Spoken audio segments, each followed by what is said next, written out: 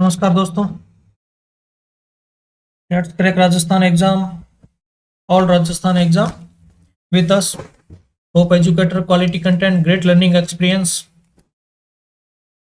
और मेरे बारे में, मेरा नाम डी प्रकाश विष्णुई है। एजुकेशन है मेरी बीए एमए हिस्ट्री में। Qualification NET JRF with history, qualified UPSC civil services prelims exam 2017 और qualified RS pre RS mains 2016 और 2018। Appeared for Rajasthan sub inspector 2016 interview. और टीचिंग एक्सपीरियंस है मेरा 4 साल का। और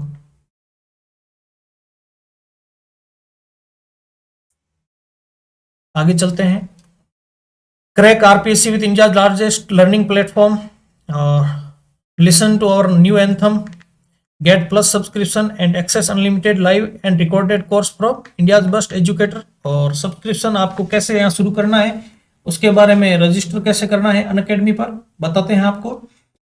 सबसे पहले जाइए गूगल ऐप में और वहाँ से अनअकैडमी लर्निंग ऐप डाउनलोड कीजिए। और इंस्टॉल करने के बाद आपको क्या क्या मिलेगा, वहाँ पर डेली लाइव क्लासेस मिलेगी, एजुकेटर के साथ chat, engage in discussion, ask your doubt, आप अपने डाउट पूछ सकते हो, डिस्कशन में हिस्सा ले सकते हो, आंसर पोल्स में हिस्सा ले सकते हो जब भी क्लास चल रही हो, लाइव टेस्ट और क्विज में हिस्सा ले सकते हो, evaluate your preparation with our regular mock test quiz और get detailed analysis on your performance. अपनी परफॉर्मेंस पर डिटेल्ड में एनालिसिस प्राप्त कर सकते हो। अनलिमिटेड एक्सेस मिलेगा आपको एक सब्सक्रिप्शन पर, लाइव और रिकॉर्डेड कोर्स कहीं भी बैठे आपको अपने कंफर्ट डिवाइस में मिलेगा। और structured course, all our course are structured in line with your exam syllabus to help your best prepare for it. आपके एग्जाम सिलेबस के हिसाब से, आपको लाइन वाइज सिलेबस के हिसाब से अपनी तैयारी को बेस्ट तरीके से करने के लिए स्ट्रक्चर्ड कोर्स अवेलेबल होंगे। दोस्तों, आरपीएससी कोर्स के सब्सक्रिप्शन के लिए आप ये जो लाल घेरे में है मेरा कोड DPR10 यूज कीजिए, आपको 10% डिस्काउंट मिलेगा। आप 1 मंथ का लेते हो तो 1400 की जगह आपको 1260 में पड़ेगा, 3 मंथ का लेते हो तो 3500 की जगह आपको 3150 में पड़ेगा, 6 मंथ का लेते हो 5600 की जगह 5040 में पड़ेगा, और 12 मंथ का लेते हो तो 7000 की जगह 6300 में पड़ेगा, 24 मंथ का लेते हो तो 8400 की जगह 7560 में पड़ेगा। और स्पेशल क्लास का मेरा कोड है SPDPR10। SPDPR10 special class code है। और दोस्तों, जहां तक मेरा मानना है कि किसी भी तैयारी के लिए आपको 12 से 24 मंथ की जरूरत पड़ती है, मिनिमम 12 मंथ तो आपकी कोई रनिंग वैकेंसी में भी लग जाता है। तो 12 मंथ के लिए अगर आप लेते हो तो आपको पर मंथ 525 रुपए के हिसाब से 6300 में पड़ेगा। SPDPR10 यूज करते हो या DPR10 यूज करते हो। अगर 2 साल का लेते हो आप 24 मंथ का, तो 315 पर मंथ के हिसाब से 7560 में पड़ेगा। वहीं जो और दूसरा, अनअकैडमी पर आपको इंडिया के टॉप एजुकेटर मिलते हैं, जहां पर आपको कहीं भी बैठे आप पढ़ सकते हो और किसी भी मेट्रो सिटी में रहने की आपको आवश्यकता नहीं है। बस आपके पास इंटरनेट कनेक्शन होना चाहिए और सब्सक्रिप्शन होना चाहिए। आप कोई भी तैयारी कहीं भी बैठे कर सकते हो। ये अनअकैडमी की बदौलत संपन्न हुआ है सबके लिए। और दूसरी बात, ये कोचिंगों में इस फीस के हिसाब से तो 4-4, 5-5 गुना फीस ली जा रही है। चीजें आपको उससे बेहतर क्वालिटी में नहीं उपलब्ध हो रही है। यहाँ आपको वेल स्ट्रक्चर्ड चीजें पढ़ाई जा रही है, आपके हर डाउट का क्लियरिफिकेशन किया जा रहा है, क्लियर किया जा रहा है। तो मुझे लगता है कि इससे बेस्ट प्लेटफॉर्म कहीं नहीं होगा। आगे चलते हैं। हमारा आज का टॉपिक है पूरा लेख। पूरा लेख के अंदर क्या चीजें हैं कि राजस्थान के इतिहास को जानने के लिए लेखबंद जो शासकीय अर्धशासकीय सामग्री थी, जिनका संग्रह किया गया, उन्हें पूरा लेख सामग्री कहते हैं। और राजस्थान के अंदर सबसे बड़ा राज्य अभिलेखागार बीकानेर है, बीकानेर में स्थित है राज्य अभिलेखागार, और जिसके अंतर्गत जिलों के अभिलेखागार आते हैं। और नेशनल अभिलेखागार दिल्ली में है, जहां पर पुराने और ब्रिटिश कालीन और उत्तर मुगल कालीन या मध्यकालीन जो पुरालेख सामग्री है, शासकीय अर्धशासकीय पत्र थे या कोई और दस्तावेज थे भूमि रिकॉर्ड से संबंधित, उनका संग्रह किया गया है। तो इससे यह मिलता है कि अभिलेखों से शोध आदि के जो प्रयोजन से चीजें की जाती है, वो आप बिना प्रतिबंध के देख सकते हो, प्रयोग कर सकते हो। और साथ ही व्यवस्थित रूप से पांडुलिपि, ग्रंथ, शासकीय पत्रों, उनको आप स्वतंत्र रूप से लिखे गए चीजों को भी इतिहास लेखन में बहुत अच्छी तरीके से दूसरे चीजों के साथ साथ ये पूरा लेख है उनका महत्व थोड़ा इतिहास लेखन में बहुत अधिक हो जाता है, क्योंकि ये एक तो विस्तृत रूप से शासकीय और अर्धशासकीय ब्यौरे होते हैं जिनका सत्यता से लेकर के कोई डाउटफुल चीजें नहीं होती है। तो पुरालेख सामग्री ये है। अब राजस्थान के अंदर पुरालेख सामग्री का जो कल्चर है वो आया था मुगलों से। मुगलों की एक ये विशेषता थी कि ये अपने शासकीय कामों को लिपिबद्ध करते थे, लिखते थे, उनका ब्यौरा रखते थे। तो राजपूत शासकों ने, राजस्थान के राजपूत शासकों ने इनसे कागज पत्रों को संग्रहित करने की प्रवृत्ति को सीखा और इसके प्रभाव को ग्रहण किया। अब यहां पर हम चीजें देखते हैं कि पुरालेख सामग्री है, इनको हम तीन आधार पे बांट भी सकते हैं। एक तो है पहला फारसी, ठीक है, दूसरा है राजस्थानी और हिंदी भाषा के,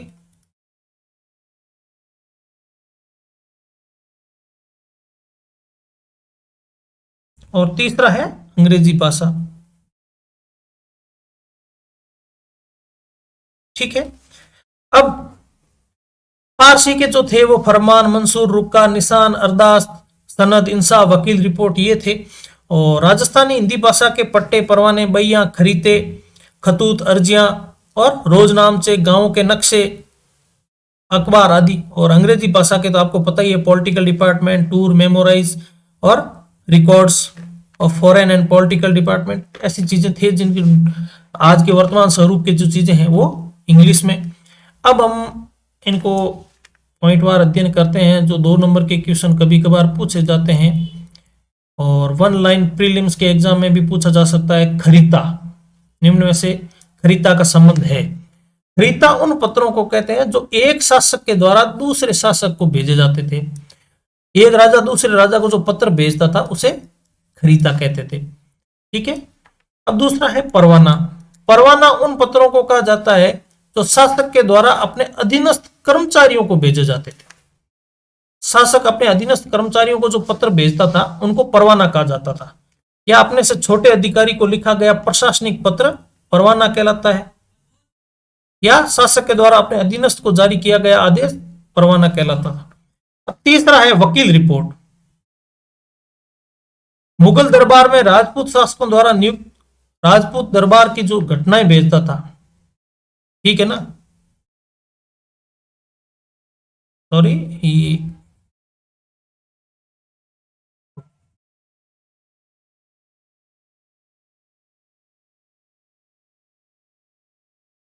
यहां मुगल दरबार है,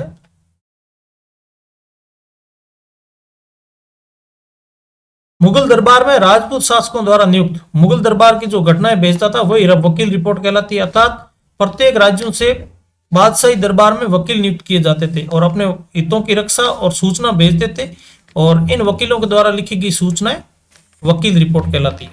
ठीक है। यहाँ मुगल दरबार की जो घटनाएं थी वो राजपूत शासकों को जो भेजते थे उसे वकील रिपोर्ट। जैसे बादशाहों के दरबार के अंदर, जैसे राजस्थान के अधिकतर रजवाड़े मुगलों के अधीन थे, तो मुगल अपना एक प्रतिनिधि वहां रखते थे जो बादशाह के जो दरबार की जो खबरें थी वो वापस अपने स्वामी शासक के यहाँ भेजते थे। तो उन रिपोर्टों को वकील रिपोर्ट कहते थे, और वो अपने राजा के हितों की भी रक्षा करते थे। जैसे किसी उस शासन से संबंधित बात हो गई, या राजपूताना के किसी युद्ध से संबंधित बात है, या पड़ोसी राज्य से संबंधित बात है, तो वहां वकील ये प्रयास करता था कि मेरा जो स्वामी राज्य है उसके जो हित है उनको रक्षा करूं, बादशाह के सामने ऐसी चीजें पेश करूं जिससे मेरे स्वामी के हितों की भी रक्षा हो, और वो उन खबरों को फिर एक रिपोर्ट बना करके अपने स्वामी राज्य में भेज देता था। इसको वकील रिपोर्ट कहते हैं। नेक्स्ट है चौथा बहिया।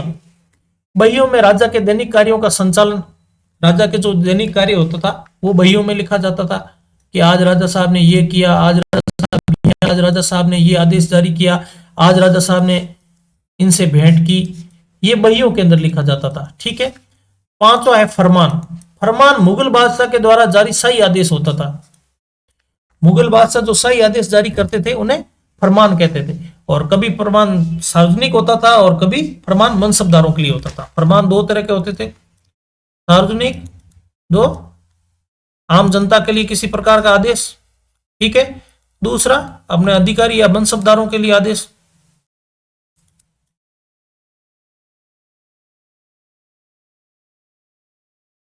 ठीक है। छठा है सिया हुजूर। राज परिवार के लिए खर्च का उल्लेख था, वो सिया हुजूर में मिलता था। राज परिवार के जो सदस्य, राजकुमार, राजकुमारियां, राजा रानी, जिनका जो खर्च था उसका उल्लेख सिया हुजूर में मिलता था।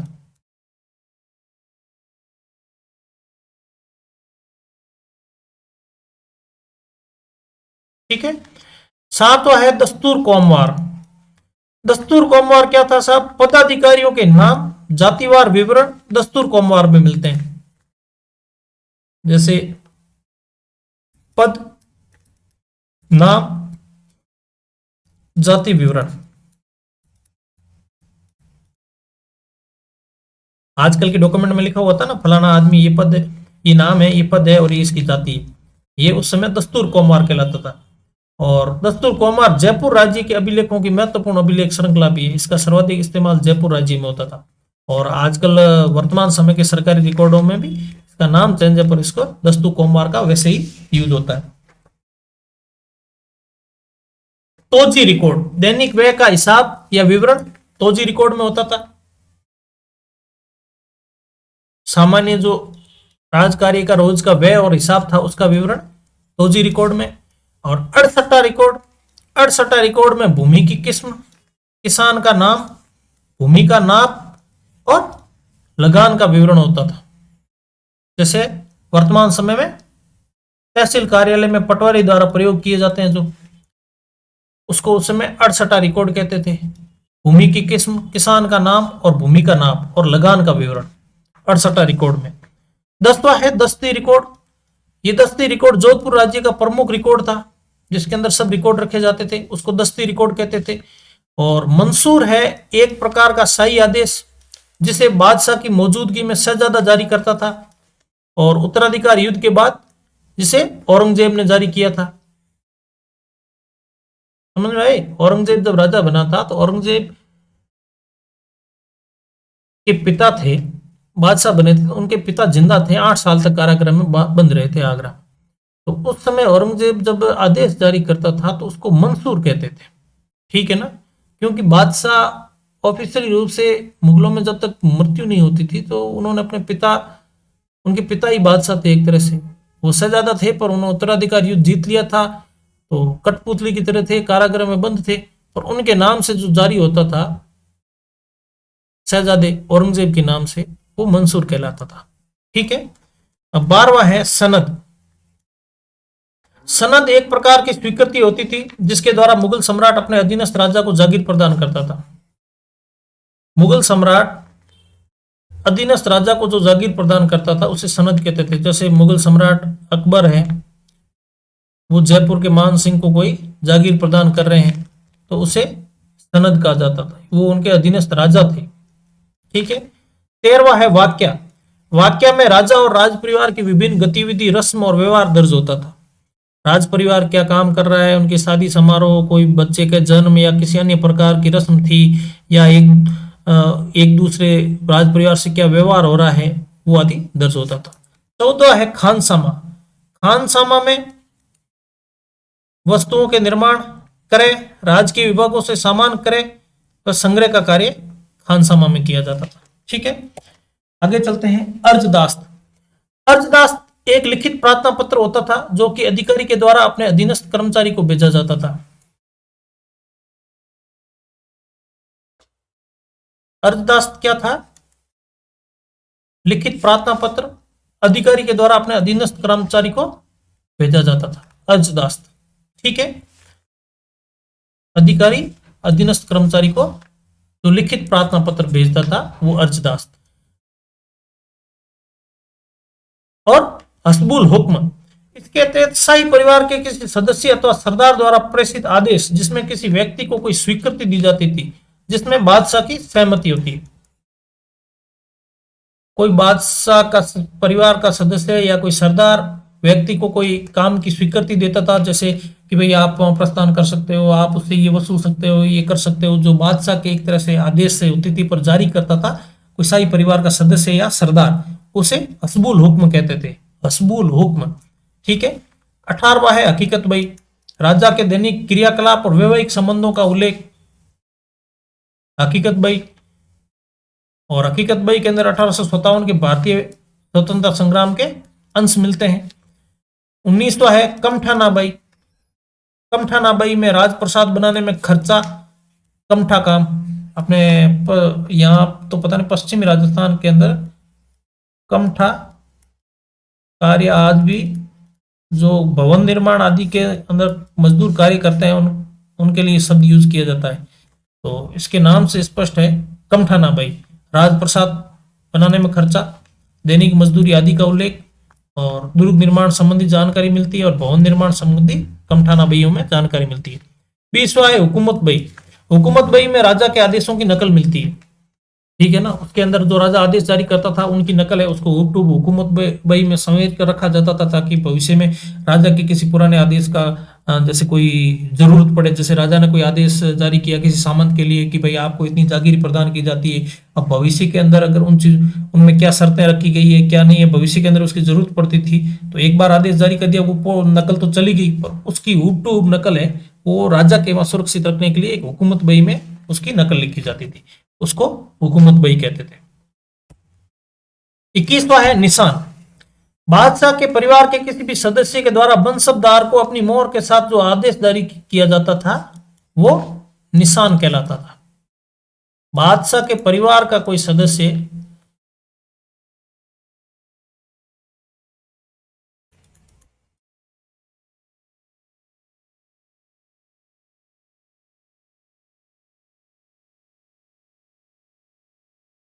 मनसबदार को जो आदेश जारी करता था, बहुत इंपॉर्टेंट ये पूछा गया है,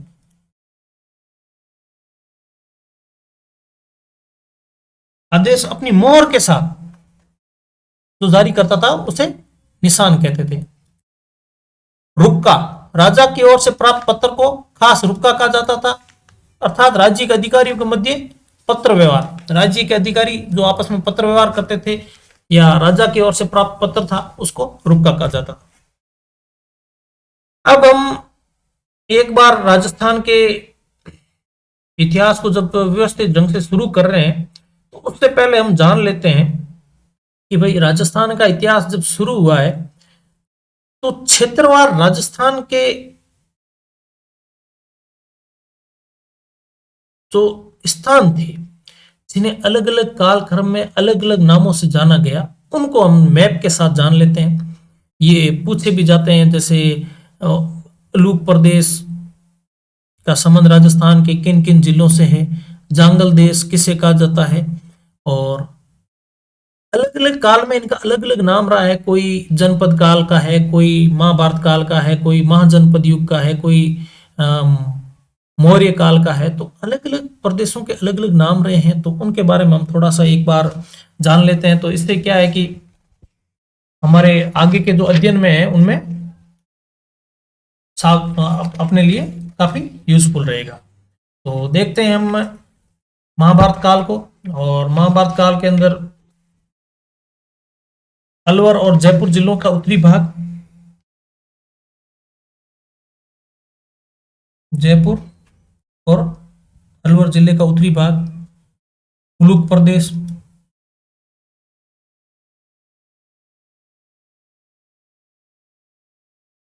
और जांगल प्रदेश है, जोधपुर और बीकानेर का ये जांगल प्रदेश था।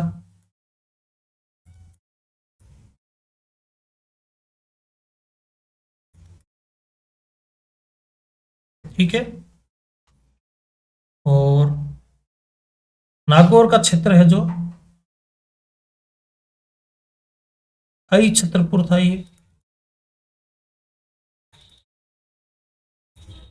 मैप का इस्तेमाल हम इसलिए कर रहे हैं कि मैप से चीजें दिमाग में छप जाती है। ठीक है, और 6ठी शताब्दी ईसा पूर्व में अलवर, जयपुर और भरतपुर मत्स्य देश कहलाते थे, इसीलिए राजस्थान के एकीकरण में इसका नाम मत्स्य दिया था।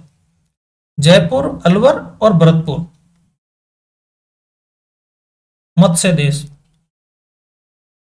ठीक है। और जयपुर और टोंक क्षेत्र विराटनगर।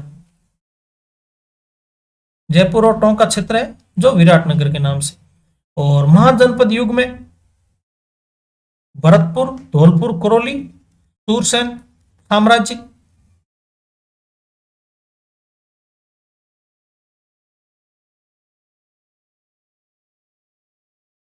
सूरसेन। जोधपुर बीकानेर का उत्तरी भाग आठविक प्रदेश। ठीक है ना। और महाभारत काल में है जांगल देश और महाजनपद युग में है आठविक प्रदेश। ठीक है।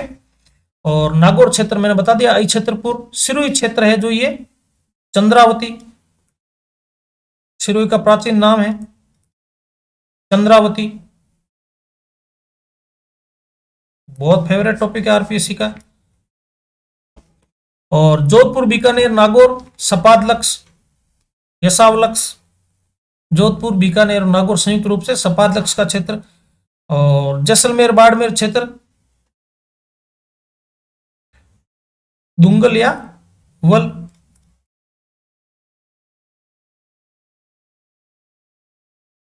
जैसलमेर और बाड़मेर का क्षेत्र। आगे चलते हैं हम। और 0 ईस्वी से 4 ईस्वी में उदयपुर चित्तौड़ है, यह है सीवी प्रदेश।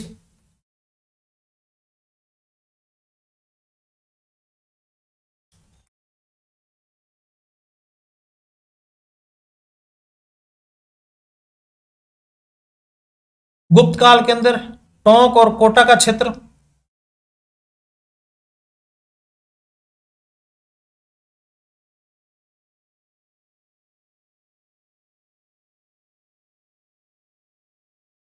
मालवा प्रदेश। वैसे मालवा तो आपको वैसे ही याद रह जाएगा, मालवा आज भी एमपी के अंदर जो कहा जाता है, एमपी का जो क्षेत्र है मालवा, वो इनसे सटा हुआ है, इसलिए तो मालवा प्रदेश। और कोटा के आसपास का नाग, यहाँ पे कोटा है, कोटा के आसपास का नाग। भरतपुर, अलवर क्षेत्र अर्जुनयन। क्यों गुप्त काल में अर्जुनयन? क्यों? अर्जुन ने यहाँ पर समय बिताया था, इसलिए इसको अर्जुनयन कहते हैं। अपने अर्जुन को जो अज्ञातवास था, उसके वनवास के दौरान अज्ञातवास में यहाँ पर ये रहे थे, इसलिए अर्जुनयन कहते हैं। बीकानेर संभाग और उत्तरी पंजाब योद्धे। ये बीकानेर संभाग का ये संपूर्ण क्षेत्र और उत्तरी पंजाब योद्धे के नाम से जाना जाता था।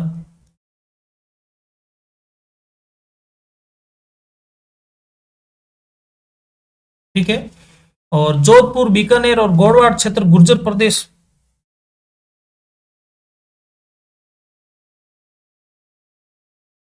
ठीक है ना। ये जो गोड़वाड़ क्षेत्र है इसको गुर्जर प्रदेश कहते थे। क्यों? गुर्जर प्रतिहारों की वजह से। ठीक है ना, राजपूत काल में गुर्जर प्रतिहारों की वजह से, क्योंकि वहां शासन था, इसलिए इसको गुर्जर प्रदेश। डूंगरपुर और बांसवाड़ा जिले राजपूत काल में बांगड़ या बाधारी या बांगड़ प्रदेश। और जालोर और बाड़मेर जिले वागौर त्रिवेणी, वागौर प्रदेश। ठीक है ना, वागौर त्रिवेणी या वागौर प्रदेश। आगे चलते हैं। मत्स्य क्षेत्र है वो अलवर, भरतपुर, धौलपुर, करौली। मालव देश है प्रतापगढ़ व झालावाड़ सबसे नीचे।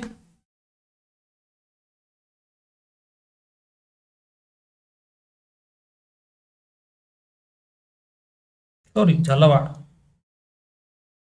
ठीक है ना। मालव देश वही मालवा। ठीक है ना। और मालखेराट, मालपुरा, टोंक और जाजपुरा का क्षेत्र। मालखेराट बहुत बार पूछा गया है। मालखेराट, मालपुरा, टोंक और जहाजपुर का क्षेत्र। और सुजाल क्षेत्र है सुजानगढ़, जसवंतगढ़ और लाडनू का क्षेत्र नागौर का। ये रहा नागौर, सुजाल क्षेत्र कहते हैं इसको। राठ बहुत बार पूछा गया, हनुमानगढ़ और श्रीनगर, फिर गंगानगर में घग्गर नदी का क्षेत्र है वो राठ कहलाता है। ये राठ क्षेत्र है। ढूंढाड़, जयपुर, आमेर, ढूंढाड़ कहा जाता है। जयपुर आमेर का क्षेत्र, ढूंढाड़ क्षेत्र, मेवात, अलवर और उत्तरी भरतपुर। हरियाणा का जो मेवात क्षेत्र है उससे सटा हुआ है जो अलवर और उत्तरी भरतपुर, ये मेवात कहा जाता है। हरियाणा में मेवात आज भी स्थान विशेष का नाम है और इनसे सटा हुआ कर्ण राजस्थान के इन जिलों, इस क्षेत्र को भी मेवात में शामिल किया जाता है। हाड़ौती, कोटा संभाग को हाड़ौती कहते हैं। ये हाड़ौती, ढूंढाड़, कंफ्यूज नहीं होना कभी। ढूंढाड़ है जयपुर आमेर, हाड़ौती है कोटा संभाग। कुरुदेश अलवर का उत्तरी भाग, अलवर का उत्तरी भाग है कुरुदेश। ये डांग क्षेत्र, अब यहाँ डांग क्षेत्र क्यों कहते हैं? धौलपुर, सवाईमाधोपुर, कोटा, झालावाड़, बारां और बूंदी, चंबल और सहायक नदियों का जो बीड़ क्षेत्र है, इस वजह से इसको डांग क्षेत्र कहते हैं। और एक किंवदंती भी है जैसे राजस्थान के अंदर कि भाई इन जिलों के अंदर जो रहने वाले लोग हैं, डांग मतलब लाठी। डांग का हमारे यहाँ शाब्दिक अर्थ होता है कि लाठी। लाठी का इस्तेमाल छोटे छोटे कामों में या कहीं भी बहुत ज्यादा यूज करते हैं, लड़ाई झगड़े में, दूसरे में, तो इसलिए इस क्षेत्र का नाम के डांग क्षेत्र पड़ा है। जबकि बीड़ सहायक नदियों की वजह से और बीड़ क्षेत्र की वजह से इस क्षेत्र को डांग क्षेत्र कहते हैं, जो अपने धौलपुर, सवाईमाधोपुर, कोटा, झालावाड़ और बाराबूंदी का जो क्षेत्र है। ठीक है। सालो प्रदेश, अलवर का भूभाग। माल, दक्षिणी पूर्वी पठारी प्रदेश, ये जो पठारी प्रदेश है इसको माल कहा जाता है।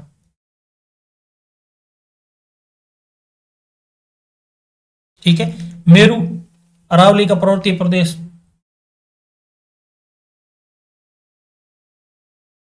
ठीक है। और खेराड़ और माल खेराड़, भीलवाड़ा जिले की जाजपुर तहसील और अधिकांश टोंक जिला। वन लाइन क्वेश्चन बहुत बार।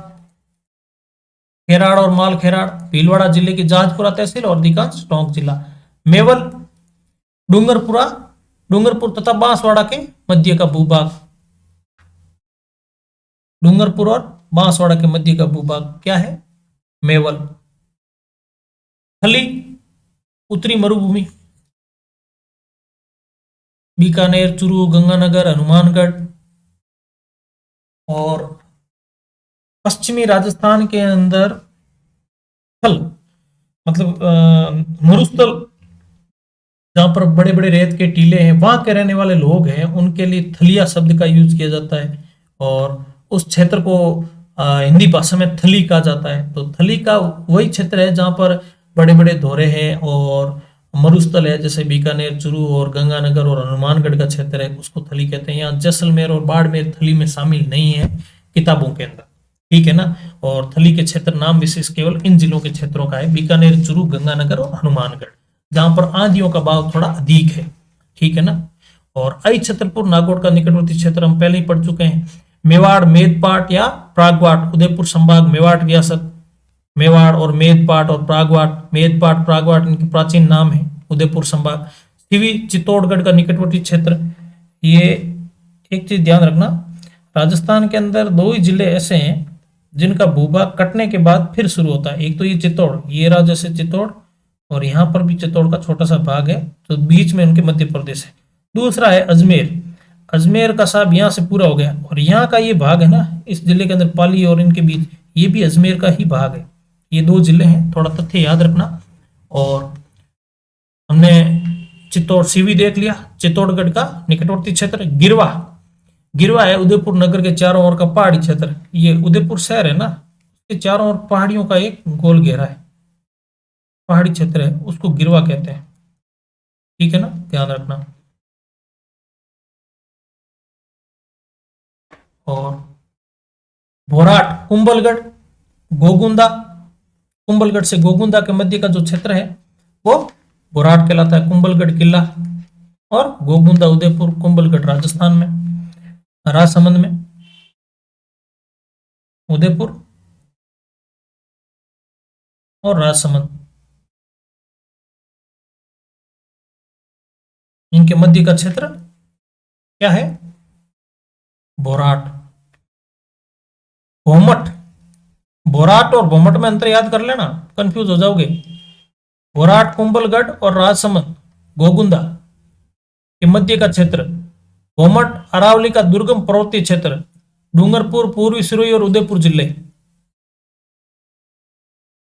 डूंगरपुर पूर्वी सिरोही और उदयपुर जिले हैं भोमट का क्षेत्र। भोराट का क्षेत्र है कुंभलगढ़ से गोगुंदा के मध्य का क्षेत्र। और बांगड़ वारगट या वागवार डूंगरपुर और बांसवाड़ा का क्षेत्र। बांगड़, ठीक है। पीछे हमने देखा था हाड़ौती ढूंढाड़, हाड़ौती कोटा का संभाग, ढूंढाड़ जयपुर आमेर, और बांगड़ डूंगरपुर बांसवाड़ा, ठीक है ना।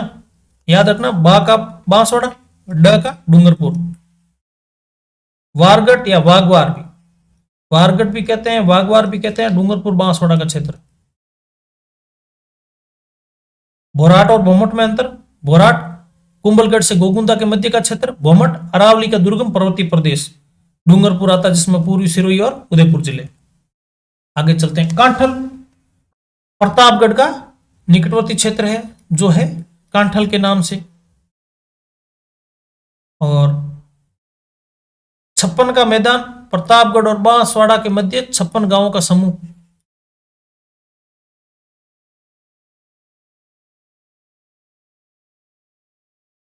कांठल और प्रतापगढ़ और बांसवाड़ा के मध्य का,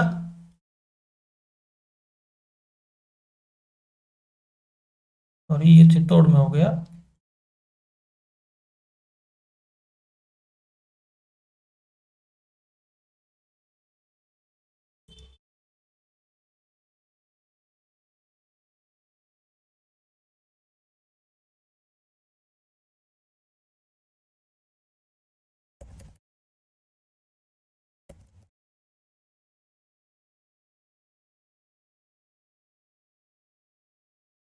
छप्पन की पहाड़ी ऊपर माल हो गया, हाँ ठीक है। हम छप्पन का मैदान कांठल चल रहे थे। कांठल है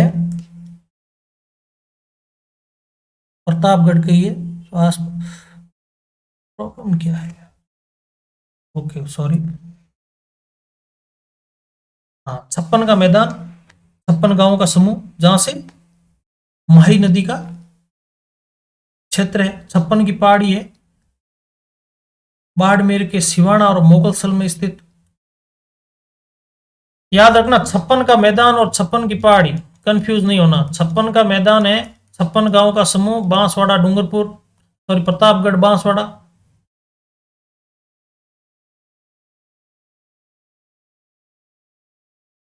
यहां पर, ठीक है। और 56 की पहाड़ी बाड़मेर की सिवाना पहाड़ी।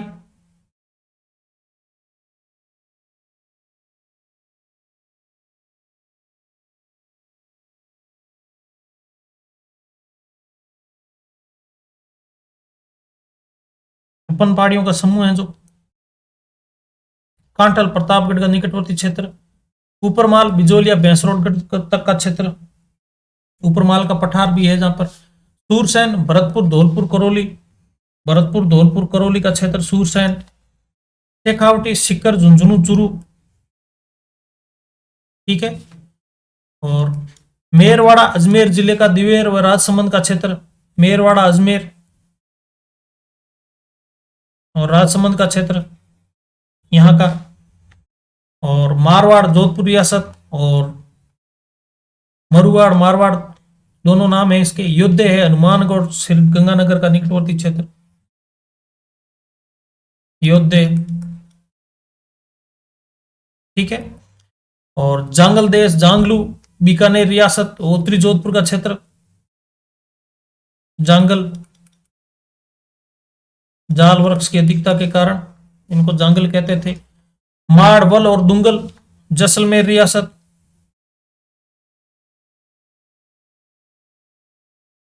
गीतों के अंदर, लोक गीतों के अंदर इस शब्द का बहुत उपयोग हुआ है, दुंगल। मालानी बाड़मेर का गुड़ा मालानी तहसील का क्षेत्र, जहां के घोड़े बड़े प्रसिद्ध है, मालानी के घोड़े।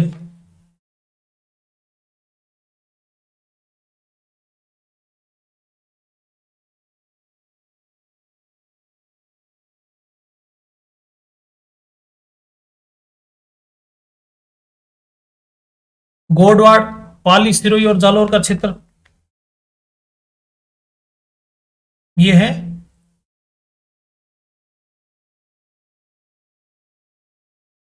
गोडवाड़ का क्षेत्र।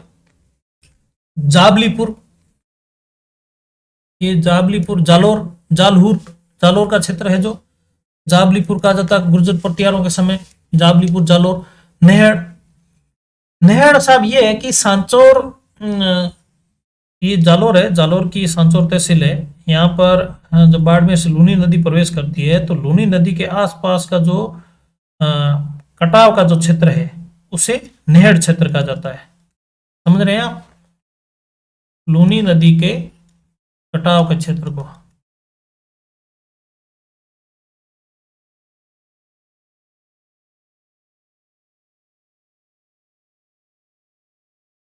क्या कहते हैं, नहड़ का क्षेत्र। सिवाणची, सिवाना बाड़मेर का क्षेत्र। अर्बुद, चंद्रावती और देवड़ावटी सिरोही और आबू का निकटवर्ती क्षेत्र। अब हम चलते हैं राजस्थान के इतिहास की तरफ। अब राजस्थान के इतिहास को हम शुरुआत में 3 कालखंडों में बांटते हैं, प्रागैतिहासिक काल, आद्य ऐतिहासिक काल और ऐतिहासिक काल। अब हम इनको क्षेत्र के हिसाब से थोड़ा सा विस्तृत ब्यौरा देखते हैं। प्रागैतिहासिक काल में क्या है, सभ्यता और संस्कृति के इस युग के कोई लिखित साक्ष्य उपलब्ध नहीं है। प्रथम बात, सवाल पूछ ले आपको 5 नंबर का, मैंने सवाल के हिसाब से इस फॉर्मेट को बनाया है। प्रागैतिहासिक काल, राजस्थान के प्रागैतिहासिक काल का वर्णन कीजिए। सभ्यता और संस्कृति के इस युग का कोई लिखित साक्ष्य उपलब्ध नहीं। बूंदी जिले के गरदड़ा क्षेत्र में प्रागैतिहासिक काल की मानव की उत्कृष्ट कला के प्रमाण, और इसी स्थान पर बर्ड राइटर, पक्षी पर सवार मानव का चित्र संपूर्ण भारत में पहली बार मिला है। ये ताजा अपडेट है कुछ ही साल का, और पूछा जा सकता है कभी भी बर्ड राइटर। प्रागैतिहासिक काल का चित्र है ये।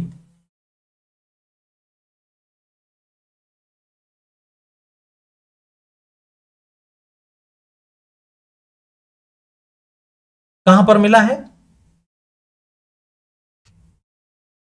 बूंदी जिले के गरदड़ा क्षेत्र में।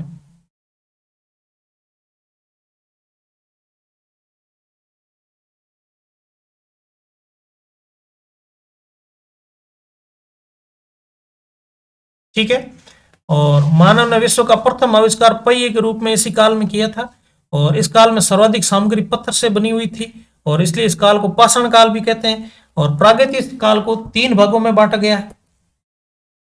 प्रारंभिक पाषाण काल, इस काल में हमें पाषाण निर्मित सबसे प्राचीन उपकरण हस्त, कुठार और खंडक के रूप में मिलते हैं। और प्रारंभिक पाषाण काल में मानव आग जलाना सीख चुका था, आग का आविष्कार हो चुका था।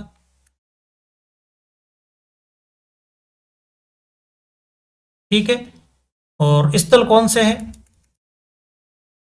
उपकरण में कुठार, खंडक। स्थल है उदयपुर में डिंगरिया स्थान, सॉरी जयपुर में।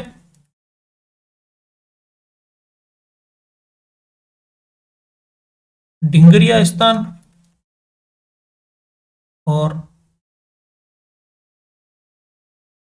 इंद्रगढ़ में भी सीए हेकर ने प्रारंभिक पाषाण काल के हैंड एक्स उपकरणों की खोज की। और मानगढ़, बांसवाड़ा,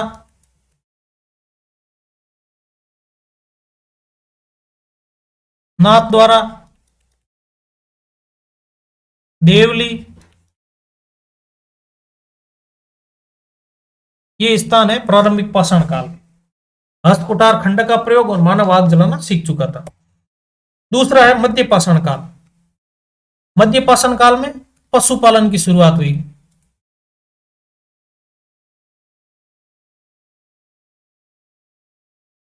ठीक है, और भीलवाड़ा में स्थित बागौर नामक स्थान से पशुपालन के प्राचीनतम साक्ष्य मिलते हैं। भीलवाड़ा के बागौर स्थित स्थान से पशुपालन के प्राचीनतम साक्ष्य मिलते हैं। और राजस्थान में मध्य पाषाण काल से संबंधित स्थल है सोनपुरा सीकर, दरा कोटा, हरसोरा, सामदा अलवर और विराटनगर जयपुर। सोनपुरा, हरसोरा और विराटनगर, 3 तो आपको याद होने ही चाहिए, सोनपुरा, हरसोरा, विराटनगर और दरा। तीसरा है उत्तर नवपाषाण काल, समय 700 ईसा पूर्व के बाद का। आधुनिक सभ्यता की नींव यहीं से शुरू होती है, उत्तर पाषाण काल से। पशुपालन और कपास की खेती प्रारंभ, जाति व्यवस्था और कृषि कार्य शुरू किए गए उत्तर नवपाषाण काल से। और मानव का पहिए से परिचय इसी काल में हुआ। और स्थल है भरनी टोंक, समदड़ी का बाड़मेर और जाजपुरा भीलवाड़ा। उत्तर नवपाषाण काल के स्थल है समदड़ी बाड़मेर, जाजपुरा भीलवाड़ा और भरनी टोंक। इसके अंदर क्या क्या हुआ था? आधुनिक सभ्यता की नींव, पशुपालन और कपास की खेती का प्रारंभ और जाति व्यवस्था और कृषि कार्य शुरू किए गए थे।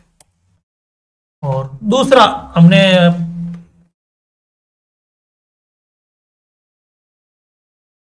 प्रागैतिहासिक देख लिया। अब देखते हैं आद्य ऐतिहासिक काल।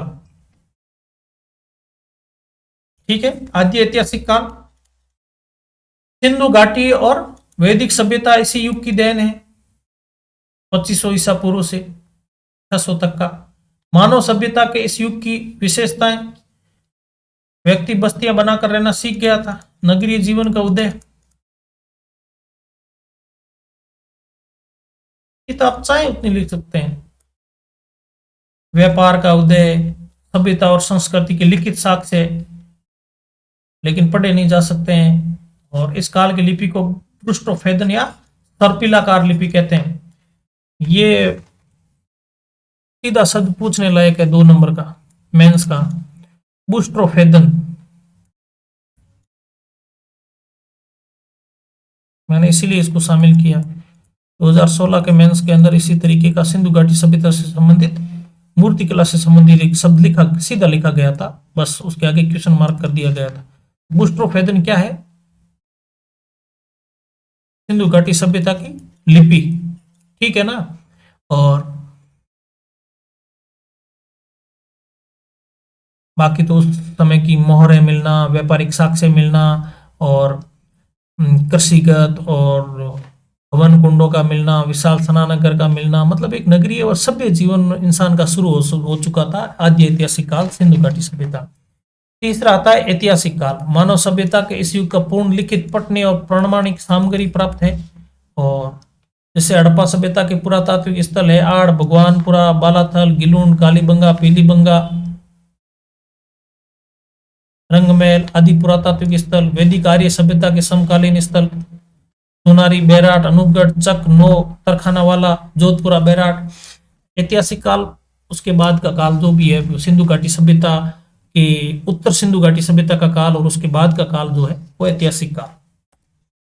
और अब हम आते हैं राजस्थान की प्राचीन सभ्यताएं। ठीक है ना। यहाँ थोड़ा सा फिर से छोटा सा मैंने डाल दिया है ताकि आपका रिवाइज हो जाए। पुरातत्वों के अनुसार राजस्थान का इतिहास पूर्व पाषाण काल से प्रारंभ होता है। आज से करीब 1 लाख वर्ष पहले मनुष्य मुख्यतः बनास नदी के किनारे या अरावली के उस पार की नदियों के किनारे निवास करता था। आदि मनुष्य अपने पत्थर के औजारों की मदद से भोजन की तलाश में हमेशा एक स्थान से दूसरे स्थान को जाते रहते थे। इन औजारों के कुछ नमूने बैराट, रेत और भानगढ़ के आसपास पाए गए हैं। बैराट, रेड और भानगढ़ के आसपास। प्राचीन काल में उत्तर पश्चिम राजस्थान में वैसा मरुस्थल नहीं था जैसा वह आज है। इस क्षेत्र में होकर सरस्वती और दसदोती जैसी विशाल नदियां बहा करती थी। इन नदी घाटियों में हड़प्पा, ग्रेवेयर और रंगमहल जैसी संस्कृतियां फली फूली।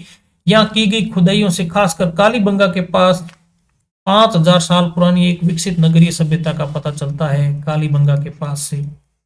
ठीक है ना। आगे हम चलते हैं साहब। अब हमारी आती है कालीबंगा सभ्यता। कालीबंगा सभ्यता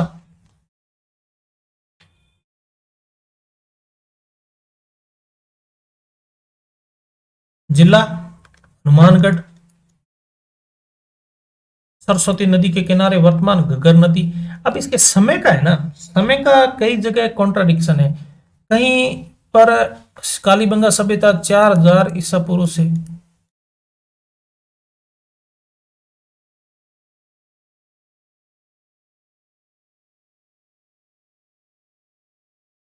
1750 ईसा पूर्व है। कहीं पर 3000 ईसा पूर्व से 1750 ईसा पूर्व तक है। और राजस्थान की सबसे पुरानी सभ्यता है और ताम्रयुगीन काल था। और पहले इसके खोज करता है ये आरपीसी सेकंड ग्रेड और फर्स्ट ग्रेड में इस क्वेश्चन को कितनी बार उठा करके इन्होंने पूछा है। खोज करता और उत्खनन करता दोनों में यहाँ अंतर है और इसको कई बार पूछा है तो इसको याद रखना बहुत जरूरी है। खोज करता थे 1952 में अमलानंद घोष, वन लाइन के क्वेश्चन के लिए उत्खनन करता थे बीबी लाल और बी के थापर। उत्खनन करता थे बीबी लाल और बी के थापर। खोज करता थे अमलानंद घोष और इसकी खोज हुई थी 1952 में। कालीबंगा का शाब्दिक अर्थ है काली चूड़ियां।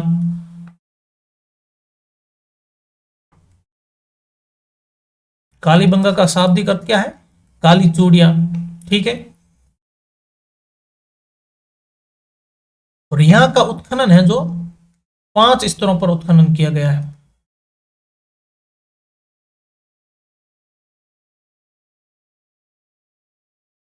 कालीबंगा का उत्खनन 5 स्तरों पर किया गया है और त्रिस्तरीय ये सभ्यताएं मिली है,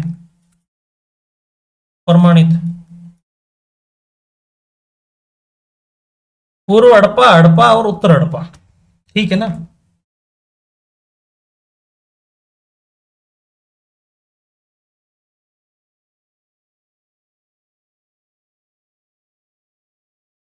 आगे चलते हैं हम। अब कालीबंगा सभ्यता की विशेषता क्या है? ठीक है। जुते हुए खेत के साक्ष्य मिले हैं। ठीक है। और नगर 2 भागों में विभाजित है। दोनों भाग सुरक्षा दीवार परकोटे से घिरे हुए हैं। लकड़ी से बनी हुई नालियों के साक्ष्य मिले हैं। ईंटों से निर्मित चबूतरे पर 7 अग्निकुंड प्राप्त हुए हैं जिनमें राख एवं पशुओं की हड्डियां प्राप्त हुई। ठीक है ना। और यहां से ऊंट की हड्डियां प्राप्त हुई है, बहुत इंपॉर्टेंट है। कालीबंगा से ऊंट की हड्डियां प्राप्त हुई है।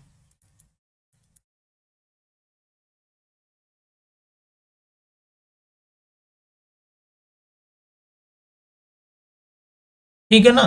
ऊंट इनका पालतू पशु है। और यहां से सूती वस्त्र में लिपटा हुआ उस्तरा भी मिला है, बाल काटने का यंत्र। कपास की खेती के साक्ष्य प्राप्त हुए हैं। जले हुए चावल के साक्ष्य प्राप्त हुए हैं और युगल समाधि के साक्ष्य प्राप्त हुए हैं। एक साथ कई लोगों को दफनाया गया। मिट्टी से निर्मित स्केल प्राप्त हुआ।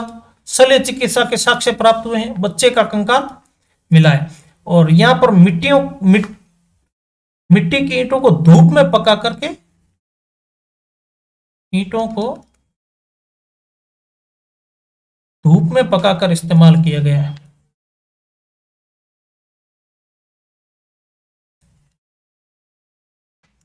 भट्टे में पकाकर इस्तेमाल करने के साक्ष्य यहां पर नहीं मिले। और गारे का प्लास्टर और कमरों के फर्श को चिकनी मिट्टी से लेपा जाता था। और मकानों की छत है वो बल्लियों पर मिट्टी का लेप करके,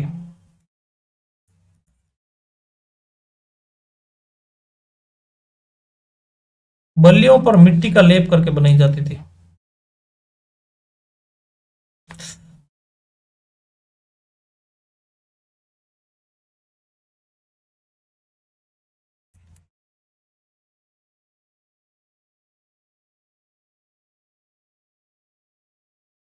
बल्लियों पर मिट्टी का लेप करके।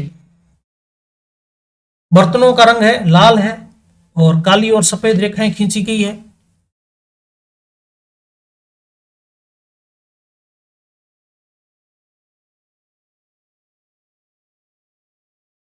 बर्तनों का रंग लाल और उस पर काली और सफेद रेखा।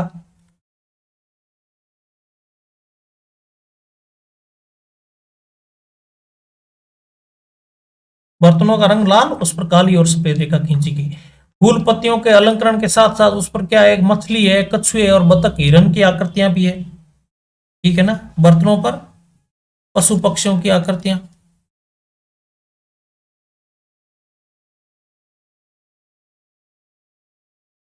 ठीक है।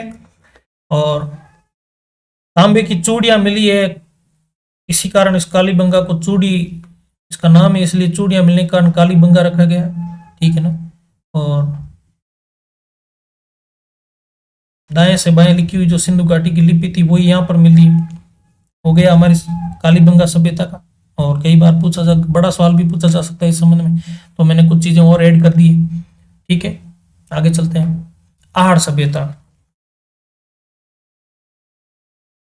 आहड़ सभ्यता, जिला उदयपुर, आड़िया बेड़ नदी के तट पर यह सभ्यता मिली है। आहड़ सभ्यता। समय है 1900 ईसा पूर्व से 1200 ईसा पूर्व।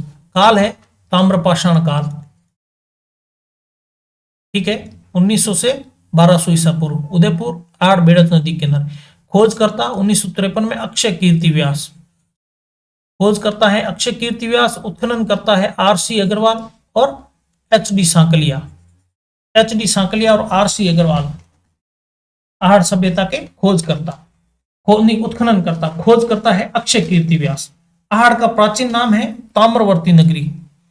ताम्रवती नगरी क्यों? तांबे का सप्लाई था जो सिंधु घाटी सभ्यता के स्थलों पर। सिंधु घाटी मुख्यतः तांबा यूज करने वाली सभ्यता थी। लोहे की खोज उस समय तक नहीं हुई थी, और सिंधु और मोहनजोदड़ो और हड़प्पा, मोहनजोदड़ो और कालीबंगा और अन्य जो सिंधु घाटी सभ्यता के नगरीय स्थान थे, वहां पर जो तांबे की आवश्यकता थी वो यहाँ आहड़ से पूरी होती थी। इस कारण इसको ताम्रवती नगरी कहते हैं। और 10वीं और 11वीं शताब्दी में इसको अगाटपुर या अगाट दुर्ग कहते थे। स्थानीय नाम धूलकोट था। इसका आहड़ का स्थानीय नाम धूलकोट और अगाटपुर या अगाट दुर्ग भी कहते थे। और ताम्रवर्ती नगरी क्यों कहते हैं? तांबे का उत्खनन होता था आहड़ सभ्यता के लिए, आहड़ वासियों, सिंधु घाटी सभ्यता के लोगों के लिए।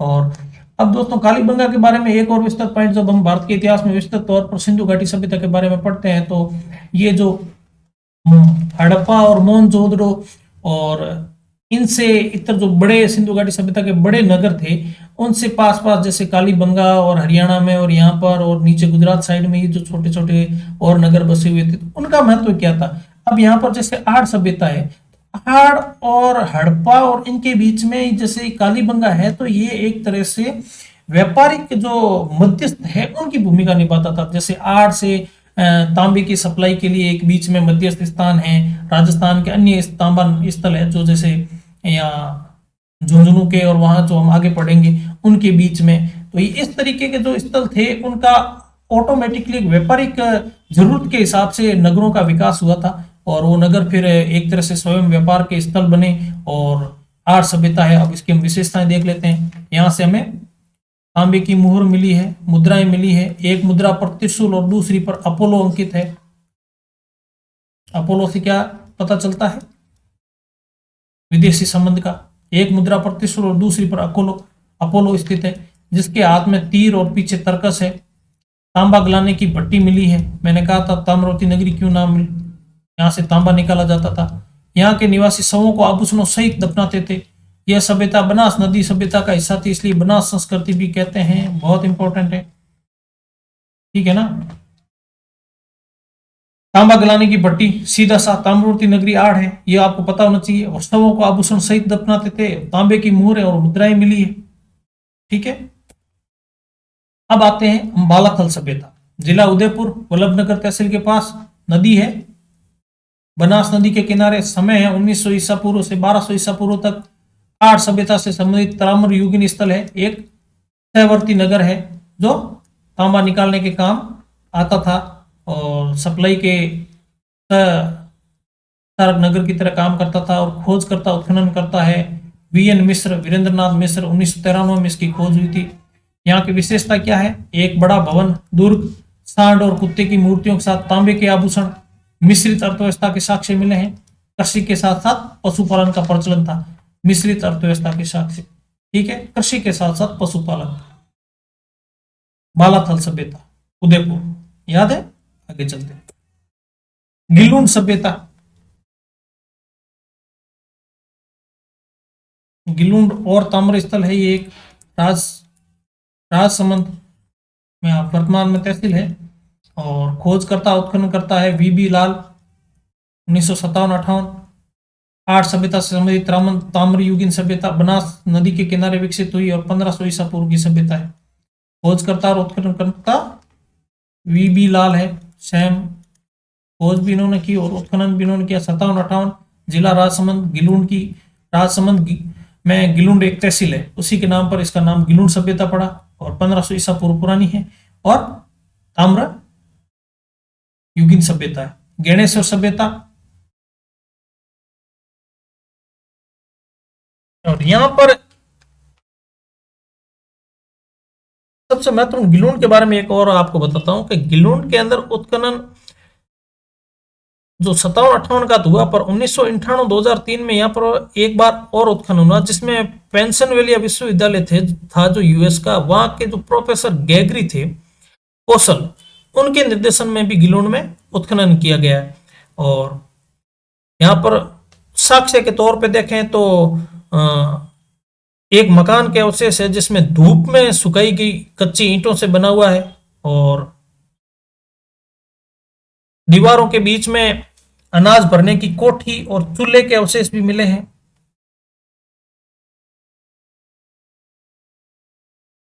मकान है जो धूप में सुखाई गई ईंटों से,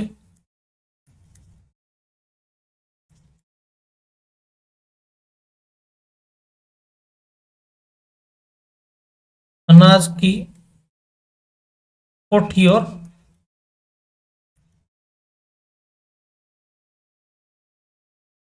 चूल्हे के अवशेष।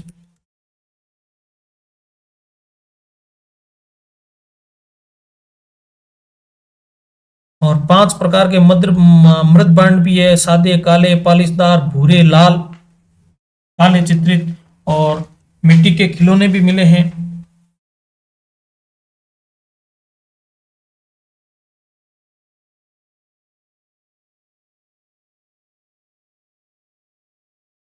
ठीक है, यहां से मिट्टी के खिलौने भी मिले हैं। और आगे चलते हैं हम, आगे हम देखेंगे गणेश्वर सभ्यता। अब गणेश्वर सभ्यता के बारे में जहां तक कई बार राजस्थान का अध्ययन करने वाले लोगों ने पढ़ा भी होगा, और सॉरी, गणेश्वर सभ्यता देखते हैं हम। जिला है सीकर जिले में पाई गई, नीम का थाना तहसील में। खोजकर्ता और उत्खननकर्ता दोनों ही आर.सी. अग्रवाल है, वहां है वी.बी. लाल। ये नाम को एक याद करना बहुत जरूरी है। 1 लाइन का क्वेश्चन आरपीसी किसी न किसी एग्जाम में 100% पूछती है। अगर आपको याद नहीं होता है ये सभ्यताओं के उत्खननकर्ता और खोजकर्ताओं के नाम, तो एक कागज के अंदर, सादे कागज में नोट्स बनाइए और दीवार पर चिपका दीजिए, आते जाते उसको देखते रहिए। इससे क्या है कि आपको ये नाम याद करने में आसानी रहेगी। और फिर इनका एक बार विस्तृत अध्ययन कीजिए, ये वीडियो को बार बार देखिए कि भाई साक्ष्य क्या मिले हैं सभ्यता के अंदर। इंपॉर्टेंट आरएस की तैयारी करने वाला जो विद्यार्थी है, उनको अगर मैथ्स के हिसाब से जो देखते हैं, अगर पढ़ते हैं, तो उनमें उनको कम से कम जितनी यहाँ सभ्यताएं मैं पढ़ा रहा हूँ, उन सभ्यताओं के बारे में, प्रत्येक सभ्यता के बारे में 5 लाइन आनी चाहिए। 5 लाइन बहुत जरूरी है, क्योंकि अगर आपके 2 नंबर और 5 नंबर का क्वेश्चन, 5 नंबर का पूछा तो आपको 5 लाइन तो लिखनी होगी, 2 नंबर का पूछो तो भी आप कम से कम अच्छे तरीके से उसको विस्तृत रूप से लिख सको, जिससे एग्जामिनर सेटिस्फाइड हो सके और आपको नंबर दे सके।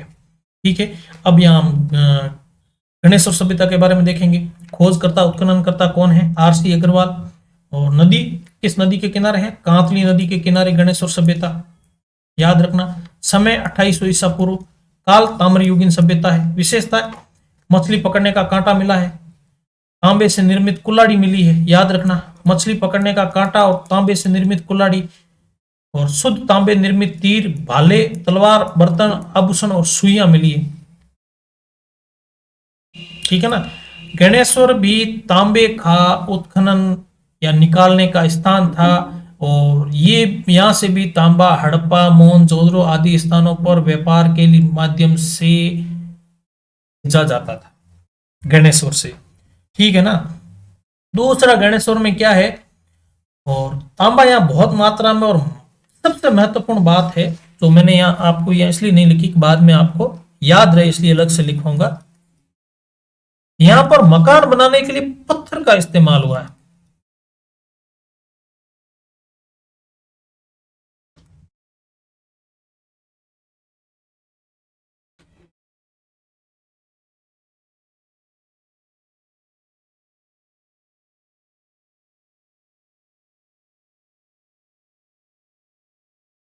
गणेश्वर में मकान बनाने के लिए पत्थर का इस्तेमाल हुआ है। ठीक है ना।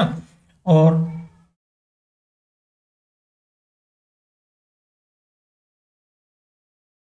दूसरी चीज है,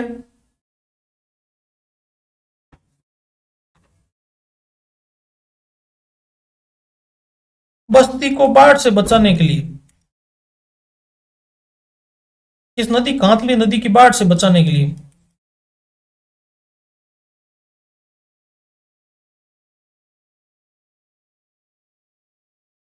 पत्थर के बांध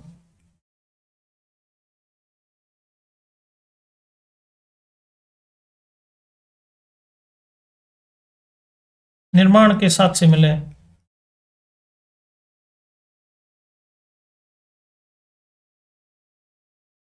ठीक है, आगे चलते हैं। आगे हमारी आती है बैराट की सभ्यता।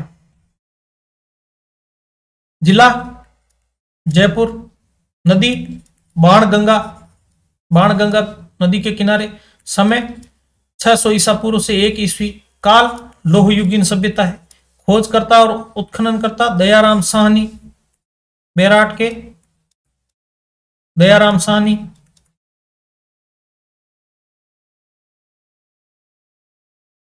ठीक है, प्रमुख स्थल है बीजक की पहाड़ी, भीम डूंगरी और महादेव जी की डूंगरी। ये डूंगरी भी पहाड़ का नाम है, और बीजक की पहाड़ी। विशेषता क्या है? मत्स्य जनपद की राजधानी राता, विराटनगर, और यही बैराट है। और मत्स्य जनपद जयपुर, अलवर, भरतपुर, हमने पीछे भी देखा था और मैंने और लिखा है ताकि आपको याद रहे, रिवीजन हो।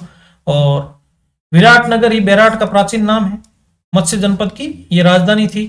माँ बाप संस्कृति के साक्ष्य यहाँ पर क्या है? पांडवों ने अपने 1 वर्ष का अज्ञातवास विराटनगर के राजा विराट के यहाँ व्यतीत किया था।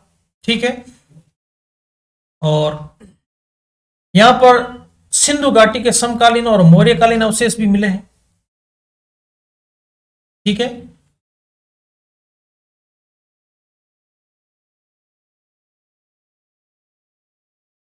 सिंधु घाटी और मौर्यकालीन अवशेष। यहाँ अशोक का एक शिलालेख भी मिला है।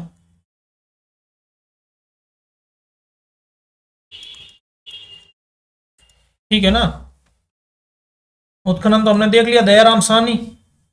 और यहाँ पर सबसे महत्वपूर्ण बात यह है कि बैराट पहाड़ी एरिया या पत्थर की बहुलता है, पत्थर बहुत है निर्माण कार्य में इस्तेमाल करने के लिए, फिर भी यहाँ पर निर्माण में ईंटों का इस्तेमाल हुआ है।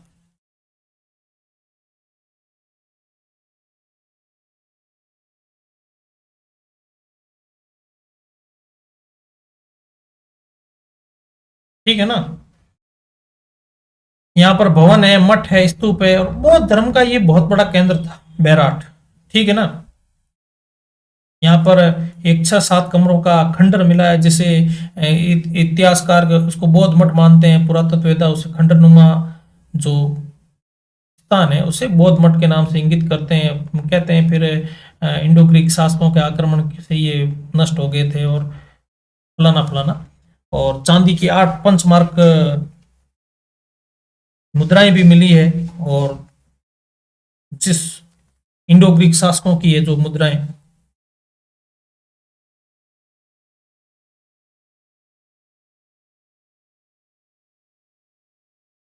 इंडो ग्रीक शासकों की,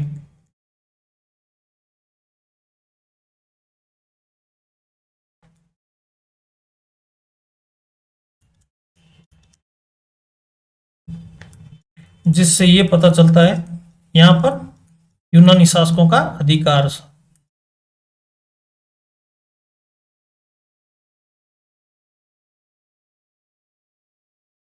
ठीक है, और मिट्टी के पूजा पत्र, लोहे, मटके, खप्पर, खुंडके आदि भी मिले हैं। अशोक स्तंभ और एक गोल मंदिर के अवशेष भी हैं यहाँ। हाँ, बैराट के निकट ही अशोक का कौन सा स्तंभ मिला है, अभिलेख मिला है?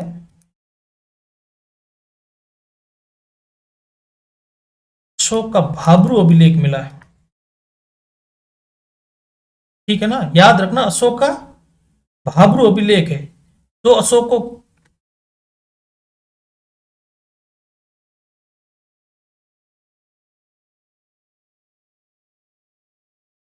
बौद्ध अनुयायी सिद्ध करता है।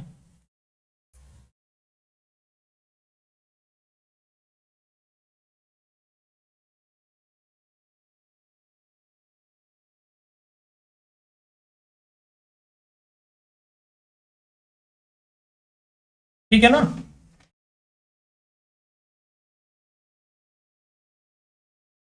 और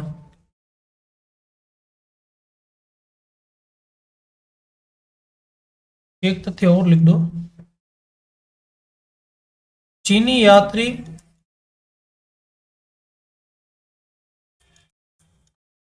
वेनसांग ने भी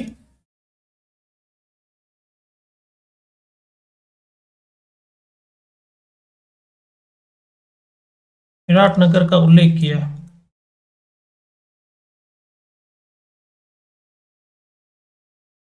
ठीक है, आगे चलते हैं। फिर आती है हमारी सुनारी सभ्यता। जिला झुंझुनू तांबा गलाने की भट्टियां मिली है। फिर आता है रेड सभ्यता। जिला टोंक लोहे के भंडार प्राप्त हुए हैं, इस कारण इसे भारत का टाटा नगर भी कहा जाता है। रेड सभ्यता, जिला टोंक और लोहे के भंडार मिले। ठीक है ना। और नलियासर सभ्यता, जिला जयपुर और लोहयुगीन सभ्यता। रंगमहल पीलीबंगा, जिला हनुमानगढ़, कांस्य युगीन सभ्यता। और नवीनतम स्थल इसका है कर्णपुरा नौहर। नगरी सभ्यता, जिला चित्तौड़गढ़। और नगरी का प्राचीन नाम मध्यमिका। नगर सभ्यता, जिला टोंक, प्राचीन नाम मालव नगर। अब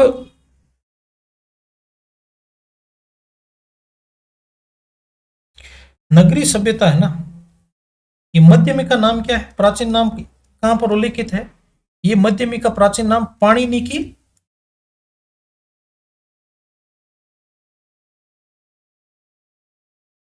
अष्टाध्यायी में उल्लेखित है। मध्यमिका जो चित्तौड़गढ़ का प्राचीन नाम है। ठीक है ना। और खोज इसकी की थी नगरी सभ्यता की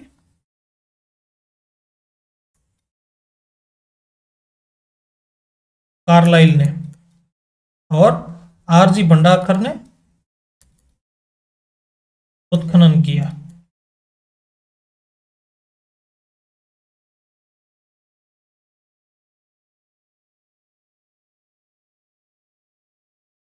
ठीक है। और रंगमहल की सभ्यता, यही वो इस सरस्वती नदी के किनारे है।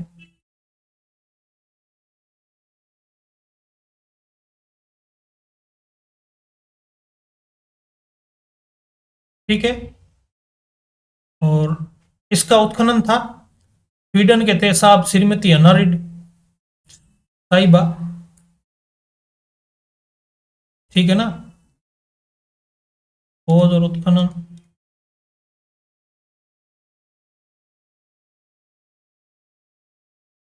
स्वीडन की श्रीमती अन्ना रीड।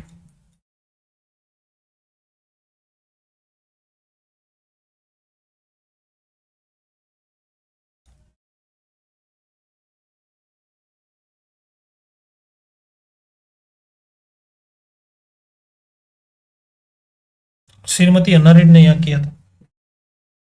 और यहाँ पर अधिकतर मृत पात्र मिले हैं, और बर्तन और मानव पशु पक्षियों की आकृतियां मिली है, और कोई खास चीजें नहीं है। बच्चों की खेलने की एक गाड़ी भी मिली है।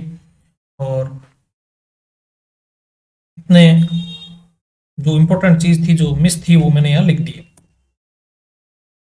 और बहुत बहुत धन्यवाद आपका। जो इम्पोर्टेंट सभ्यताएं थी वो हमने देख ली है, और इसी तरीके से सहयोग आपका बना रहे। बहुत बहुत धन्यवाद। और मेरा कोड यूज कीजिए DPR10, और जल्दी से सब्सक्राइब कीजिए चैनल को, और देखते रहिए Unacademy let's crack Rajasthan exam. और DPR10 का यूज कीजिए और 10% डिस्काउंट पाइए। बहुत बहुत धन्यवाद आपका। आपका दिन शुभ हो।